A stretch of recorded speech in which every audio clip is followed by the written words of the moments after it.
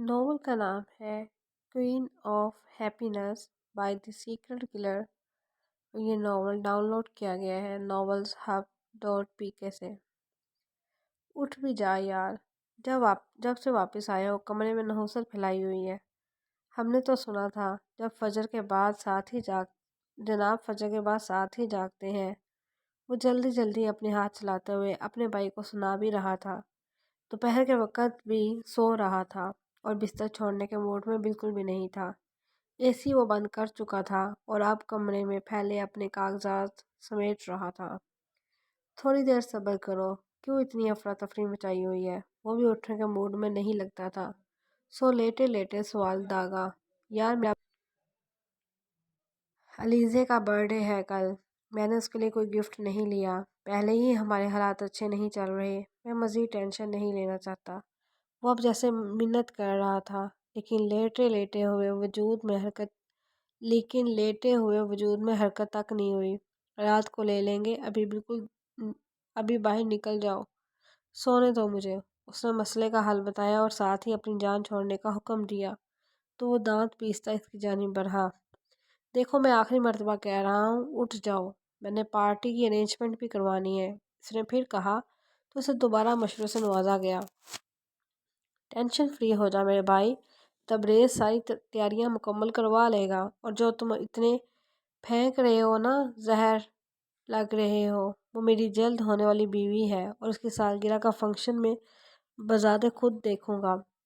तबरेज़ को इन कामों के लिए नहीं रखा हुआ, उसने गैरतमंदी का सबूत देते हुए ऊंची आवाज़ में कहा, ताकि उसे पता चल जाए कि वो नाराज़ हो रहा है। और इसकी बात पर वो सीधा होकर लेट गया। क्या लेने का इरादा रखते हो भाभी के लिए? सवाल करने का खासा मासूम बच्चों वाला अंदाज था, और जब वो इज्जत से अपनी भाभी का नाम लेता तो और भी अच्छा लगता। समथिंग स्पेशल, उसने मुस्कुराकर बताया। मुझे नहीं बताओगे तो मैं भी नहीं चलूँगा, वो बहुत मज़े से देखते हुए बोला। अभी कुछ डिसाइड नहीं किया, उठ जाओ फिर चलते हैं बाहर। उसका बाजू पकड़ कर बेड से नीचे उतार कर खड़ा किया। बेचारी अलीज़े, छी छी छी, इसकी किस्मत में भी कहाँ आकर फूटी। इसके लिए गिफ्ट क्या लेना है ये भी तुम मुझसे पूछ रहे हो। I am feeling blue for her. इसका मजाक उड़ाते हुए इसने अलीज़ा से हमदर्दी की। मैं समझता था कि तुम मुझसे ज़्यादा डिसेंट हो। कमीनगी में तुम वाकई मुझसे अच्छे निकले। Proud of you bro. वो भी तसल्ली से इसे सुना गया। भाइयों में हिसाब किताब तो चलता रहता है, इस बात को मैं अपनी तारीफ समझता हूँ, उसने काफ़ी महजूज होते हुए कहा, क्योंकि अपने भाई को वो कभी कभी तंग करता था और इस वक्त वो कभी कभी वाला वक्त था। इसने भी तो फजूल में उसकी नींद खराब की थी। उस पर थोड़ा सा ही पर खजल होने का हकदार वो भी था। अगर अगले 5 मिनट में तुम नीचे ना पहुंचे तो मैंने ताया की फैमिली को इनवाइट कर लेना है, बल्कि पूरे ख़ानदान में ये ऐलान करना है कि तुम वापस आ चुके हो। फिर जो तीमारदारी के लिए लाइन लगेगी, तब देखूंगा कैसे घर से निकलते हो। धमकी बहुत कारीगर साबित हुई। इसकी बात पर वो दांत दिखाने लगा। मैं बस 4 मिनट 60 सेकंड में आया, जस्ट वेट फॉर मी। वो कबर से अपने कपड़े निकालता फौरन बाथरूम में जाकर घुसा। इसके जाने के बाद इसके चेहरे पर शैतानी मुस्कुराहट नमूदार हुई और इसने फौरन अपने भाई के नंबर पर अपने फ़ोन से कॉल मिलाई। होने वाली भाभी की कॉल आ रही है, यकीनन कोई ज़रूरी काम होगा। मैं कॉल आंसर कर रहा हूँ। होने वाली भाभी से रूहान की हमेशा एक ही लड़की मुराद होती थी, जो उसे कॉल नहीं करती थी। बाथरूम के अंदर से एक गाली इसे दी गई थी और रूहान हकीकतन किसी से गुफ्तगू में मशगूल हो गया था, और नतीजतन वो 4 मिनट 30 सेकंड बाद उसके सामने खड़ा इसे घूर रहा था। फ़ोन इससे झपड़ने वाले अंदाज में वापस लिया, लेकिन किसी की कॉल ना देखकर दुख भी हुआ। खैर, वो क्यों इसे कॉल करती, मुझे यकीन नहीं आता कि तुम मेरे भाई हो। तासुब से कहकर उसने सर झटका। वापसी पर हम डीएनए टेस्ट भी करवा लेंगे, रूहान ने इसे छेड़ा। शीशे की तरफ रुख मोड़कर वो भी हल्का सा मुस्कुराया। वो सिर्फ इसे बाहर जल्दी आने की याद दिला रहा था। वो कार के बोनट में बैठा एक तस्वीर पर हाथ में लिए अफसरदगी से इसे देख रहा था। अब तस्वीर में 6 अफराद थे, पर वो दरमियान वाले दो को बहुत मोहब्बत से देख रहा था, क्योंकि वो साथ साथ खड़े अच्छे लग रहे थे। دریا بالکل خاموش نظر آتا تھا، جیسے ہر سو اداسی اور مایوسی چھائی ہوئی ہو۔ وہ شادی کے لیے راضی نہیں تھا، پر اسے واپس آنا پڑا تھا کیونکہ وہ 30 سال کا ہونے لگا تھا اور خود کی سزا اپنے بھائی کو نہیں دینا چاہتا تھا۔ اس لیے وہ اس کی شادی کے لیے آ گیا۔ اسے ہر حال میں روحان کی شادی کروانی تھی، جو ضد لگائے بیٹھا تھا کہ اس کی اور اپنی شادی اکٹھے کرے گا ورنہ برا ہو جائے گا۔ رات دھیرے دھیرے سرکتی گئی اور وہ اسی پوزیشن میں بیٹھا تصویر کو دیکھے جا رہا تھا۔ وہ کچھ خفا تھا خود سے اور کچھ ناراض تھا اس سے۔ وہ کچھ اداس سا تھا اپنی قسمت پر اور کچھ شکوہ کنا تھا اس کی بے یقینی پر۔ کیا وہ ابھی تک گھر واپس نہیں آیا؟ روحان کو تشویش ہوئی، اس لیے کبھی فکر مندی سے ماں کو دیکھتا اور کبھی بہن کو۔ ظاہر ہے وہ اس کا غصہ وہاں نکال سکتا تھا۔ کہا بھی تھا گھر سے زیادہ دیر باہر مت رہنا۔ علیزہ کی برتھ ڈے پارٹی اچھی چل رہی تھی، وہ وہاں موجود تھا پر جلدی آ گیا تھا۔ مجھے کال کر کے ہی بتا دیا ہوتا آپ لوگوں نے۔ وہ ناراض لگ رہا تھا۔ بھائی ہمیں لگا آپ لوگ اکٹھے گئے ہیں تو اکٹھے ہی آئیں گے۔ مناہل نے صفائی پیش کی۔ فکر تو اسے بھی ہو رہی تھی، لیکن اس کا بھائی چھوٹا بچہ تو نہیں تھا جس کے لیے اس قدر فکر مند ہو رہے تھے۔ اسے معلوم تھا وہ جہاں بھی ہوگا ٹھیک ہوگا۔ جانتی تو ہو اسے، عام انسانوں جیسا رویہ رکھنا اس کی شان کے خلاف ہے۔ اس نے فون نکالا تاکہ اسے کال کر سکیں۔ میرا بیٹا سب سے خاص ہے، وہ عام انسان نہیں ہے۔ حدیقہ بیگم نے بڑے مان سے اپنے لاڈلے بیٹے کی طرفداری کی۔ جی ہم تو ستیلے ہیں نا، آپ کا بیٹا خاص ہے اور اس گھر کا لینڈ لارڈ بھی ہے، جس کو بتانا پسند نہیں کرتا کہ وہ کہاں جا رہا ہے۔ اس نے تنگ آ کر جواب دیا۔ باقی باتیں بعد میں کر لینا، پہلے اسے کال لگاؤ اور پوچھو کہاں ہے۔ آدھی رات کو انہوں نے روحان کی بات انسنی کی۔ جائیں، میں نہیں کر رہا کوئی کال وال۔ حالانکہ وہ کال کرنے ہی والا تھا۔ روحان، حدیقہ نے اسے گھوری سے نوازا تو وہ گردن ہلاتا کال کرنے لگا۔ ابھی اس نے فون کان سے لگایا تھا کہ وہ داخلی دروازے سے سفید شرٹ پر کالی جیکٹ کی جیبوں میں ہاتھ ڈالے، کلین شیو کیے، بے نیازی سے چلتا ہوا اندر آ رہا تھا۔ وہ روحان کا جڑواں بھائی تھا، لیکن دیکھنے میں اسے چھوٹا لگتا تھا۔ اس کو دیکھ کر وہ تینوں خاموش ہو گئے۔ کیا ہوا؟ آپ لوگ پریشان نظر آ رہے ہیں۔ آپ ابھی تک سوئی کیوں نہیں موم؟ اور چھوٹی ایسے کیا دیکھ رہی ہو؟ وہ ایک جملے میں کئی سوال پوچھ رہا تھا۔ روحان غصے سے اٹھ کر اس تک آیا اور اس پر تھپڑوں اور گھونسوں کی بوچھار کر دی، اور وہ بھی ہکا بکا سا خود کو بچانے کے لیے بھاگتا رہا۔ اچانک اسے کیا ہوا ہے؟ وہ اس سے بچنے کے لیے بھاگتا رہا کہ اس کی عمر میں مار کھانا اچھی بات نہیں ہے۔ جب کچھ دیر بعد دونوں کے درمیان یہ گرما گرمی رکی تو اس نے پھولی ہوئی سانسوں سے کہا، مناہل، بندہ اشارہ کر دیتا ہے کہ بھائی آپ خطرے میں ہو۔ اس نے شکل کو قدرے معصوم بناتے ہوئے کہا تھا۔ مجھے سمجھ نہیں آئی آخر یہ اتنا خونخوار کیوں ہو گیا ہے۔ کمر سے ہلاتے ہوئے وہ ماں کے پاس جا کر بیٹھ گیا اور ہمدردی لینے والے انداز میں کہا، پوچھیں اس سے کہ یہ پارٹی چھوڑ کر کہاں گیا تھا۔ روحان چاہتا تھا کہ اس کی اچھی بلی کلاس لگوائے، لیکن ساتھ یہ بھی جانتا تھا کہ ماں اپنے لاڈلے بیٹے کی حمایت کریں گی۔ وہ آج کل ویسے بھی گھر والوں کی سیکیورٹی کے لیے پریشان تھا اور اسے کسی کا بتایا بغیر گھر سے باہر رہنا اس کا بی پی ہائی کر گیا تھا۔ تو جی جناب، پارٹی چھوڑ کر کس حسینہ کو ٹائم دیا جا رہا تھا؟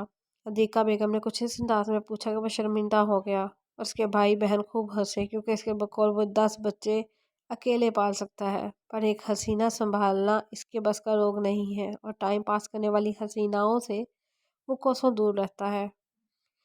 موم، آپ مجھے ایسا سمجھتی ہیں؟ وہ کچھ خفا سا بولا۔ اگر تم نہیں بتاؤ گے تو میں کچھ بھی سمجھ لوں، کیا فرق پڑتا ہے؟ وہ اس کی شدید بے عزتی کرنے کے موڈ میں لگتی تھی۔ اس نے سامنے صوفے پہ بیٹھے روحان کو گھورا جو فضول میں دانت نکال رہا تھا۔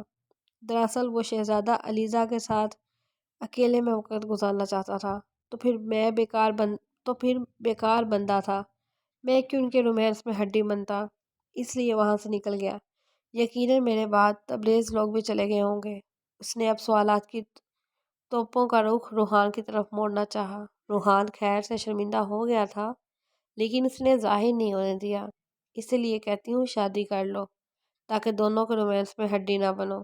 حدیقہ بیگم نے مسکرا کر مذاق کہا، لیکن وہ سنجیدہ ہو گیا۔ اسے سخت چڑ تھی۔ Please mom, stop talking like this. وہ سنجیدگی سے کہتا ہوا وہاں سے اٹھ گیا۔ او بھائی اب کدھر؟ روحان نے پیچھے سے آواز لگائی تو وہ باہر جاتے پلٹا۔ اپنی کار دھونے جا رہا ہوں، اگر تمہیں سکون سے بیٹھنے نہیں ہو رہا تو آ جاؤ مل کر دھوتے ہیں۔ وہ اپنے کام خود کرتا تھا لیکن اتنی رات کو اس کی کسی کی سمجھ میں نہیں آیا۔ کافی عرصہ بیرون ملک رہا تھا اس لیے اس کی روٹین تھوڑی مختلف تھی۔ مجھے یقین نہیں آتا کہ تم میرے بھائی ہو، روحان نے تعصب سے سر جھٹکا، کیونکہ اس کے بھائی کا ہر کام ہی نرالا تھا۔ ڈی این اے ٹیسٹ کروانا یاد ہی نہیں رہا، وہ بے نیازی سے کہتا ہوا باہر چلا گیا۔ کیا کوئی مہمان آیا ہوا ہے؟ اس نے ایک نظر لیپ ٹاپ سے ہٹا کر سکینہ سے خاصا رازدانانہ انداز میں پوچھا۔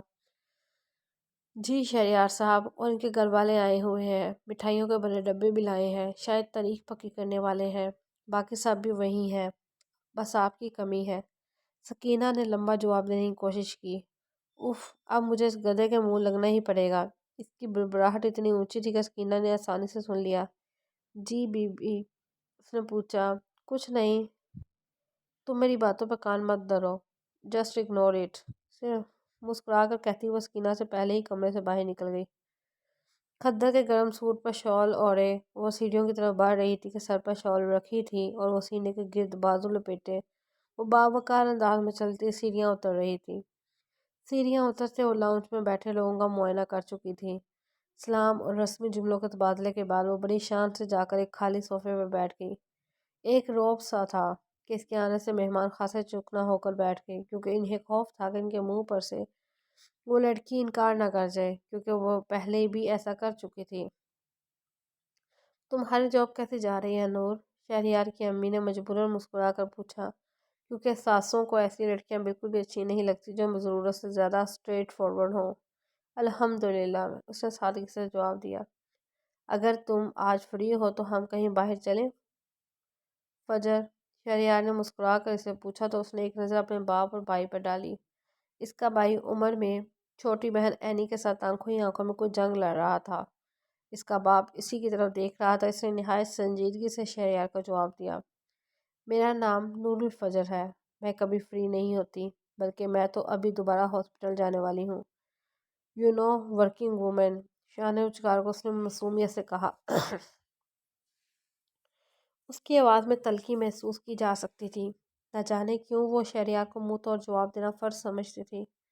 نور بچے، یہ لوگ شادی کی ڈیٹ فکس کرنے آئے ہیں، اس لیے میں آپ کی رائے جاننا چاہتا ہوں۔ اقبال عالم نے بہت پیار سے اپنی بیٹی سے پوچھا۔ وہ کوئی سخت مزاج شخص نہ تھے، اپنی اولاد کے معاملے میں تو بالکل بھی نہیں۔ انہوں نے اپنے چاروں بچوں کی پرورش نہایت پیار اور شفقت سے کی تھی۔ ہاں، حالانکہ میں نے بھائی صاحب سے کہا بھی تھا کہ اب ماشاءاللہ سے نور ڈاکٹر بھی بن چکی ہے، اسے کیا اعتراض ہوگا، اور وہ شہریار بھی تو بزنس میں بہت آگے جا رہا ہے۔ ماشاءاللہ میرا بیٹا بہت ترقی کر رہا ہے۔ یہ تو ہر لڑکی کا یقیناً آئیڈیل ہوگا، اور تمہارا بھی یقیناً آئیڈیل ہوگا۔ شہریار کی ماں نے اس کی تعریف میں زمین آسمان کے کلابے ہلاتے ہوئے نور کو مسکرا کر دیکھا، لیکن وہ مسکرا بھی نہ سکی۔ کبھی کبھار چاپلوس اور جھوٹی ہنسی بھی بوجھ لگتی ہے۔ آئیڈیل، مائی فٹ، اور یہ جس لڑکی کا آئیڈیل ہوگا مجھے اسے بہت ہمدردی ہے، دھوکے باز کہیں کا۔ اس نے نہایت افسوس سے دل میں سوچا۔ بابا میں ابھی واپس آئی ہوں، کچھ دن آزادی کا گزارنا چاہتی ہوں۔ شادی سے پہلے کچھ کام بھی پینڈنگ ہے۔ اپنے چہرے پر بہت معصومیت طاری کرتے ہوئے اس نے اپنے باپ سے کہا۔ شہریار کے چہرے پر کئی رنگ آ کر گزر گئے، مطلب اتنا ٹائم گزر چکا تھا، اس کے باوجود بھی اسے ابھی بھی آزادی چاہیے تھی، ابھی بھی ٹائم چاہیے تھا۔ شادی نہیں کر رہے ہیں ہم، صرف نکاح کریں گے، رخصتی جب تم چاہو تب کریں گے۔ شہریار کو انکار کی توقع بالکل بھی نہ تھی، اس لیے فوراً بولا۔ کیوں، تم بوڑھے ہوتے جا رہے ہو جو تھوڑا سا انتظار نہیں کر سکتے؟ اس نے نہایت معصومیت سے سوال کیا۔ اس کی بات پر جہاں شہریار شرمندہ ہوا اور وہیں اینی کا قہقہ نکل گیا۔ سلمیٰ بیگم کے گھوری ڈالنے پہ وہ اٹھ کر وہاں سے چلی گئی۔ پھر سلمیٰ نے نہایت افسوس سے اپنی اس بیٹی کو دیکھا جو 26 سال کی ہو چکی تھی، پھر بھی بچوں کی طرح بات کر رہی تھی۔ نہیں، ایسی تو بات نہیں ہے، وہ کچھ خفیف سا بولا۔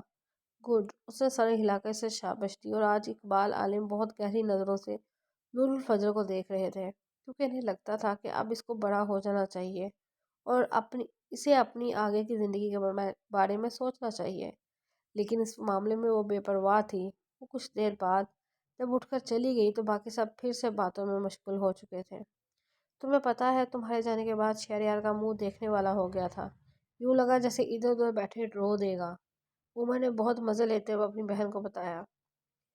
ایسے نہیں کہتے عمر، عمیر نے عمر کو ٹوکا۔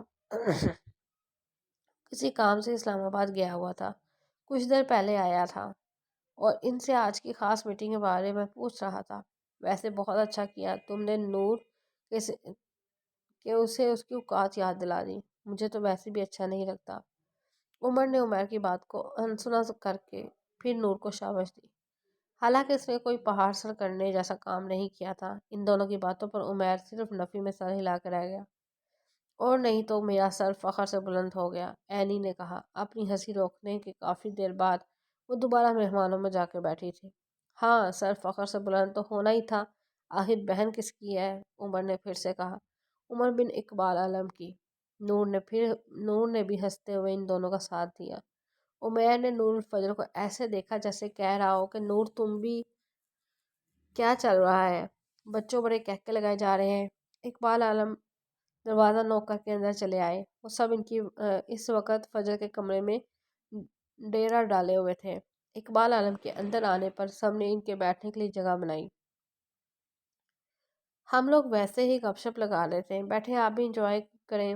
عمیر نے کہا جب سے میری بیٹی واپس آئی ہے تم لوگوں نے سونے کی روٹین کیوں بدل لی ہے؟ وہ ان تینوں سے پوچھ رہے تھے جو نور الفجر کے واپس آنے کے بعد رات کو بہت دیر سے سوتے تھے۔ ویسے تو ہادیہ بھی ان کے ساتھ ہی ہوتی تھی ہر رات کو، لیکن آج وہ اپنے میکے چلی گئی تھی۔ بابا، ڈاکٹر صاحبہ رات کو ہی ایزی ہوتی ہیں تو ہمیں ان سے بات کرنے کا بہت اشتیاق ہوتا ہے، اس لیے ہم رات کو دیر سے سوتے ہیں، پر صبح تو ٹائم پر ہی اٹھتے ہیں۔ عمر نے بھی لمبی وجہ پیش کی تھی۔ نور نے آئیبرو اچکا کر داد دینے والے انداز میں عمر کو دیکھا۔ اس کی بات سن کر اقبال علی مسکرائے تو تب سب مسکرانے لگے، کیونکہ باپ کے چہرے پہ پھیلی خوشی اور پرسکون مسکراہٹ اولاد کو بہت حوصلہ اور ہمت دیتی ہے۔ ہماری نور بڑی بھی تو ہو گئی۔ ہماری نور بڑی بھی تو ہو گئی ہے، اقبال عالم نے بڑے پیار سے نور کو دیکھتے ہوئے کہا۔ نور باپ کے قریب بیٹھی ہوئی تھی اور باقی سب بھی قریب ہی تھے، لیکن ذرا فاصلے پہ۔ ایک بیڈ پر 5 لوگ بیٹھے ہوئے تھے۔ مجھے تم لوگوں سے ایک ضروری بات کرنی تھی، اچھا ہوا سب ادھر موجود ہو، انہوں نے کہا تو سب ذرا ضروری بات سننے کے لیے سنجیدہ ہوئے۔ جی بابا کہیں، آپ کو کیا بات کرنی ہے ہم سے؟ آپ کو ہم سے بات کرنے کے لیے کسی تمہید کی ضرورت نہیں ہے، نور الفجر نے بہت ادب سے کہا۔ اب ماشاءاللہ سے میری بیٹی بڑی ہو گئی ہے، لیکن مجھے تو ابھی بھی 2 پونیوں والی نور یاد آتی ہے، جو اپنی ماں کے بجائے مجھ سے بال بنوانا زیادہ پسند کرتی تھی۔ آپ کو بھی تو میرے کام کر کے خوشی ہوتی تھی، وہ پیار سے بولی۔ بالکل، تو کیا میں یہ کہہ سکتا ہوں کہ میں تمہاری شادی کا فیصلہ کر چکا ہوں اور تمہاری رائے جاننا چاہتا ہوں؟ اگر تمہیں شہریار کے علاوہ بھی کوئی پسند ہے تو مجھے بتاؤ، میرے لیے تمہارا فیصلہ زیادہ اہمیت رکھتا ہے۔ انہوں نے اتنی بڑی بات اتنے آرام سے کہہ دی کہ نور کو ایک پل کے لیے اپنا سر گھومتا ہوا نظر آیا۔ وہ براہ راست اپنے باپ کی آنکھوں میں اپنا عکس دیکھ سکتی تھی۔ اس کی آنکھوں میں بے اختیار آنسو آ گئے۔ کیا وہ اپنی بات اتنی آسانی سے کہہ سکتی ہے؟ اس کا باپ بہت مان سے اس کے پاس آ کر پوچھ رہا تھا کہ وہ اس کی زندگی کا فیصلہ کر لے۔ وہ چاہ کر بھی اس عظیم انسان کو انکار نہیں کر سکتی تھی۔ وہ باپ اس کے لیے سب کچھ تھا۔ اس کی زندگی میں سب سے زیادہ اہمیت اس کے باپ کی تھی۔ اس باپ کے لیے وہ ہر اپنا رشتہ چھوڑ سکتی تھی، کیونکہ اس کے باپ کو سب سے زیادہ پریشانی بھی اسی کی وجہ سے اٹھانی پڑی تھی۔ اور وہ بات یہ خوبی جانتی تھی کہ مجھے کوئی لڑکا نہیں پسند بابا، میں آپ کے فیصلے پر راضی ہوں، اس نے ضبط سے مسکرا کر کہا۔ عمر نے شوق سے اسے دیکھا لیکن وہ سنجیدگی سے اپنا جواب سنا چکی تھی۔ اقبال عالم نے بھی بڑے غور سے اس کے چہرے کے اتار چڑھاؤ جانچنے چاہے، لیکن سنجیدگی کے علاوہ کوئی جانچ نہ پائے۔ نور الفجر اتنی اچھی مسلمان نہیں تھی کہ اسے اپنی 26 سالہ زندگی میں کوئی پسند نہ آیا ہو۔ وہ اپنے باپ کے گلے لگ کر رونا شروع ہو گئی۔ وہ 1 مہینہ پہلے واپس آئی تھی اور دوسری مرتبہ روئی تھی، ایک مرتبہ جب وہ واپس آ کر ان سب سے ملی تھی اور ایک مرتبہ جب وہ آپ کو زندگی کے ہر فیصلے کا حق دے رہی تھی۔ اس کی نظروں میں، اس کے تصور میں، اس کے خیالات میں اس وقت صرف ایک ہی شخص کا چہرہ تھا، اور وہ تھا محمد ایان اسکندر کا چہرہ۔ وہ شخص جس سے وہ بہت متاثر تھی، وہ شخص جو اسے اپنی عادت ڈال کر جا چکا تھا، اور وہ انجانے میں اس شخص سے محبت کر بیٹھی تھی۔ اب ہر حالت میں بھولنا تھا، سب کچھ بھولنا تھا، اور ہر حالت میں بھولنا تھا، اور ہاں وہ سب بھول جائے گی۔ روتے ہوئے اپنے کمرے سے باہر نکل گئی۔ اچانک کمرے میں گھٹن سی ہونے لگی تھی۔ وہ بھی ایک آپریشن سے فارغ ہو کر اپنے آفس کی طرف جا رہی تھی، جیسے سامنے سے شہریار آتا دکھائی دیا۔ اس نے بہت ضبط سے خود کو کچھ برا کہنے سے روکا، اور وہ اس شخص کے لیے رات کو اپنے باپ کے سامنے حامی تو بھر چکی تھی، لیکن وہ شخص اسے ایک آنکھ نہ پاتا تھا۔ ہائے نور، کیسی ہو؟ وہ اسے دیکھ چکا تھا، اس لیے اس کے سامنے آ کر کھڑا ہو گیا اور اسے پوچھنے لگا۔ نور نے اوور آل کے کوٹ کی جیب میں ہاتھ ڈالے اور قدرے سختی سے پوچھا، کوئی کام تھا؟ ہاں، ایک ضروری بات کرنی تھی، وہ اسی طرح مسکرا کر بولا۔ اس کی مسکراہٹ سے نور الفجر کو نفرت تھی۔ کمینہ، اس نے دل میں اسے گالی بھی دی۔ اسپیک اپ، اس میں مصروف نظر آنے کی کوشش کی۔ نور، میں سسٹر، روم نمبر 78 کے پیشنٹ کی فائل میرے ٹیبل پر رکھ جائیے گا، قریب سے گزرتی نرس سے اس نے کہا، اور پھر شہریار کی طرف متوجہ ہوئی۔ جو بات ہے جلدی بولو، مجھے اور بھی کام ہے۔ تم سے صرف معافی مانگنا چاہتا ہوں ان تمام غلطیوں کی جو میں نے ساؤتھ کوریا میں کی۔ پلیز مجھے معاف کر دو۔ بس یا کچھ اور تمہارا شکریہ شادی کے لیے ہاں کہنے پر، ان سب باتوں کو راز میں رکھنے پر، اس نے پھر کہا۔ شہریار جب مسکراتا تو اس کی مسکراہٹ میں مصنوعی پن واضح ہوتا، اور وہ بہت بیزاری سے بولی، آج رات میرے ساتھ ڈنر پر چلو گے؟ شہریار نے ایک امید سے پوچھا۔ نور نے ایک کارڈار نظر اس پر ڈالی، اور وہ ہوتا کون ہے اسے ڈنر آفر کرنے والا؟ نہیں، اس نے دو ٹوک انداز میں جواب دیا۔ پلیز، اس نے منت کی۔ نور کو تو اس کے اس انداز پہ غصہ ہی آ گیا۔ مطلب اتنی ہمت؟ تمہاری وہ گھٹیا حرکت اس وقت تک راز رہے گی جب تک تم مجھ سے دور رہو گے۔ اگر مجھ سے شادی کرنی ہے تو مجھ سے دوبارہ ملنے کے لیے اس طرح ہاسپٹل مت آنا، ورنہ میں بھول جاؤں گی کہ تم ہو کیا، اور یہاں سب کے سامنے بے عزت کرنے میں مجھے کوئی تکلیف نہیں ہوگی، اس سے کہا، اور اپنے راستے پہ چل دی۔ اس نے بلیک جینز پر سفید کرتا اور سفید اوور آل پہن رکھا تھا، سر پر سفید دوپٹے سے حجاب بنایا ہوا تھا۔ شہریار کی نظروں نے دور تک اس کا تعقب کیا۔ اسے شدید بے عزتی کا احساس ہوا تھا۔ ایک مرتبہ شادی ہو لینے دو، پھر دیکھو میں کیسا تمہارا غرور مٹی میں ملاتا ہوں۔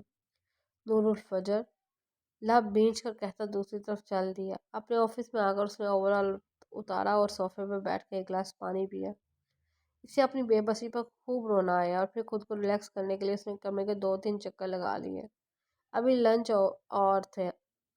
آور تھا، اسی لیے وہ اپنے آفس میں آ گئی تھی، ورنہ صبح سے شام تک پورے ہاسپٹل میں گن چکر بنی رہتی تھی۔ وہ شہر کے مایہ ناز ڈاکٹروں میں سے تھی جو کہ باہر سے پڑھ کر آئی تھی، اور ہمارے ملک میں باہر سے پڑھ کر آنے والوں کو ویسے بھی زیادہ عزت دی جاتی ہے۔ ہائے نور، میں تمہارے فیانسی سے ملی، کتنا کول ہے۔ نور اس کی بات پر ایک گہرا سانس لے کر سیدھی ہو کر بیٹھ گئی۔ ہاسپٹل میں یہ اس کی واحد انٹرٹینمنٹ تھی۔ ڈاکٹر تالیہ عزیز، وہ میرا فیانسی نہیں ہے تالیہ۔ نور نے اس کی درستگی کرنا بہتر سمجھا۔ لیکن وہ تو کہہ رہا تھا کہ تم دونوں بہت جلد شادی کرنے والے ہو۔ تالیہ نے ہاتھ میں پکڑا ٹرے ٹیبل پر رکھا اور واش روم میں جا کر ہاتھ دھونے لگی۔ اسے دن میں تارے نظر آتے ہیں۔ نیور مائنڈ، نور نے اونچی آواز سے ہانک لگا کر اسے بتایا، اور ایک برگر اپنی پلیٹ میں رکھ کر اس کا کور اتارنے لگی۔ ویری فنی، اچھا بھلا ہے تمہاری ناپسندگی والی بات مجھے سمجھ میں نہیں آتی۔ واش روم سے باہر آ کر تالیہ تولیے سے ہاتھ صاف کرتی کہہ رہی تھی، اور آ کر نور کے ساتھ صوفے پر بیٹھ گئی۔ اس کی حمایت کرنے آئی ہو؟ نور نے برگر والا ٹرے تالیہ کی طرف بڑھاتے ہوئے پوچھا۔ نہیں، میں صرف یہ چاہتی ہوں کہ تم جلدی سے شادی کر لو، تاکہ میرے پاس جو اتنے زیادہ شادی والے جوڑے پڑے ہوئے ہیں میں آسانی سے پہن سکوں۔ تالیہ نے کین کھولتے ہوئے نہایت بیزاری سے کہا۔ تم ان کو کام میں لا سکتی ہو۔ میری ایک ایڈوائس ہے، اپنے شوہر کی دوسری شادی کروا لو، اور سنو، فنکشن زیادہ رکھوانا تاکہ تم روز نیا جوڑا آسانی سے پہن سکو۔ نور نے اسے مشورہ دیا، اور کافی معقول مشورہ تھا جو کہ تالیہ کو پسند آیا۔ میں تو روز اس سے جا کر پوچھتی ہوں کہ دوسری شادی کرنی ہے کہ نہیں؟ تو وہ کیا کہتا ہے؟ نور نے محظوظ ہوتے ہوئے پوچھا۔ کہتا ہے تمہارے 40ویں کے بعد۔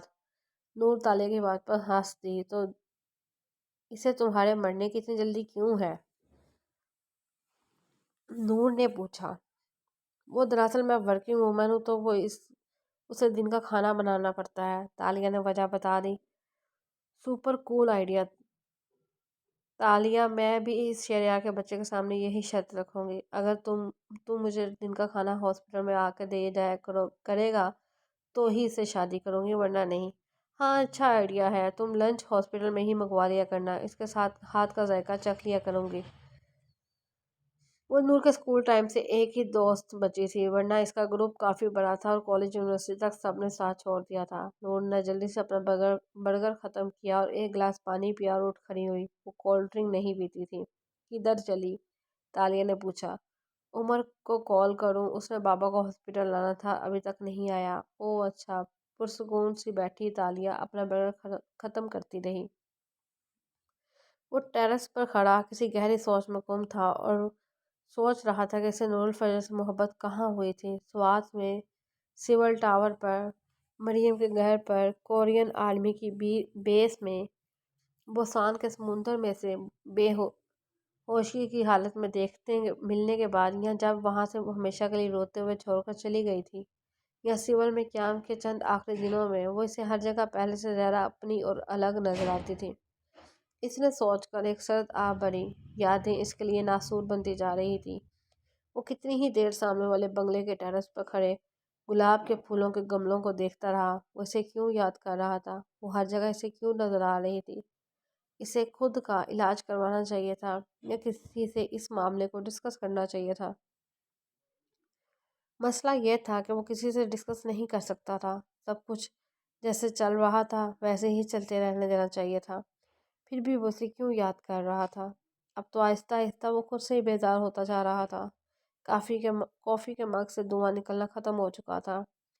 وہ ایک گہرا سانس لے کر رہ گیا تھا۔ ایان سکندر کو نور الفجر سے نہ جانے انجانے میں محبت ہو چکی تھی، اور محبت قربانی مانگتی ہے، یہ بات وہ بخوبی جانتا تھا۔